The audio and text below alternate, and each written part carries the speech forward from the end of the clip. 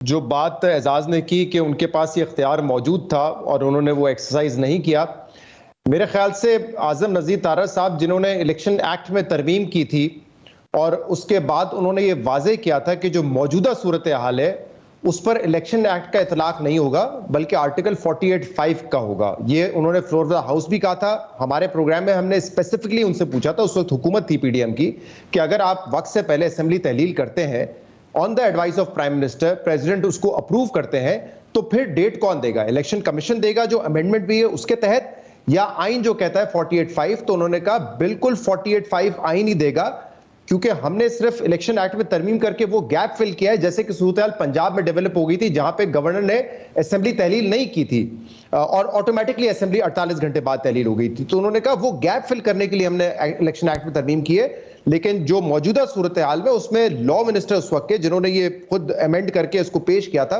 वो बड़ा क्लियर थे कि ये सदर का इख्तियार है, तो सदर को ये इख्तियार इस्तेमाल करना चाहिए था, चाहे उसके बाद फिर मामला अदालत में जाता, लेकिन उन्होंने पहले ही मेरे ख्याल से मामला अदालत के कोर्ट में डाल दिया है। अब ये अदालत में तो जाएगा, कुछ पिटिशंस भी मौजूद हैं। अब अदालत इस पे कोई फैसला लेती है नहीं लेती, ये तो मेरे ख्याल से अब नए जो चीफ जस्टिस होंगे काजी फाइज ईसा साहब, उनके कोर्ट में जाएगा ये मामला। वो इंपॉर्टेंट है कि वहां से क्या फैसला आता है। क्या फैसला यही आता है कि 90 दिन के अंदर होना है, और मोर इंपॉर्टेंटली कितने दिन में फैसला आता है? क्योंकि अगर लेट्स सपोज 3-4 हफ्ते भी सुप्रीम कोर्ट ने ले लिए तो उसका मतलब 90 दिन की डेडलाइन तो खत्म हो जाएगी। वो तो अगर आज से आप इंप्लीमेंट करें तो जाके आप कहीं जो पूरा इलेक्शन प्रोसेस है वो 90 डेज के अंदर मुकम्मल करेंगे।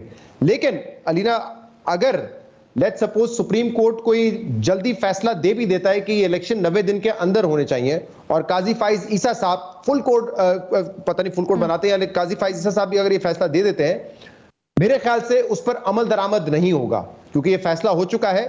और जब इलेक्शन कमीशन ऑफ पाकिस्तान, तमाम सूबाई हुकूमतें जिनका काम है इलेक्शन करवाना, वो आकर खड़े हो जाएं कि हमने इलेक्शन नहीं करवाने, तो फिर इलेक्शन नहीं होंगे। उसमें बेचारा सुप्रीम कोर्ट भी कुछ नहीं कर सकता, उसका फैसला भी कुछ नहीं कर सकता। ये हमने माजी में देख लिया है। ठीक है, उस वक्त कोर्ट डिवाइडेड था, इस बात की कोई गारंटी नहीं। दो चीजें इसमें शहजाद, एक चीज मुझे बताइएगा, आप एक सेकंड बेनजीर, शहजाद, ये जो बात कही थी साबिक वजीर कानून ने, ये डीलिमिटेशन से पहले कही थी उसके बाद? क्योंकि उसके बाद यकसर सूरत हाल मुख्तलिफ हो गई ना। देखिए, जो इस वक्त जवाब इलेक्शन कमीशन ऑफ पाकिस्तान पेश कर रहा है वो ये कह रहा है, हम बात करें इलेक्शन की डेट कौन देगा। Election commission of Pakistan, care taker governments और नून लीग और जेयूआईएफ कहते हैं कि डेट सदर पाकिस्तान नहीं, इलेक्शन कमीशन ऑफ पाकिस्तान देंगे।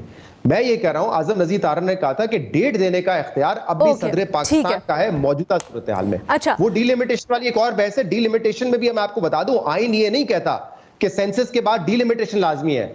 वो आइन ये कहता है कि सेंसस के बाद जो एलोकेशन ऑफ सीट्स है उसको वो जरूरी है। अच्छा, दूसरी बात शहजाद, मुझे ये बताइएगा, coming back to the point जो हम अदालत वाली बात कर रहे हैं, आपने जस्टिस काजी फाइज ईसा के कोर्ट का हवाला दिया कि अब ये नेचुरली वहीं जाएगा सारा का सारा मामला, बट प्रैक्टिस एंड प्रोसीजर के और जो बेंचेस बनाने का इख्तियार है उसके मामले के ऊपर उनका एक प्रिंसिपल स्टांस है जो उन्होंने पिछले चीफ जस्टिस के दौर में भी रखा।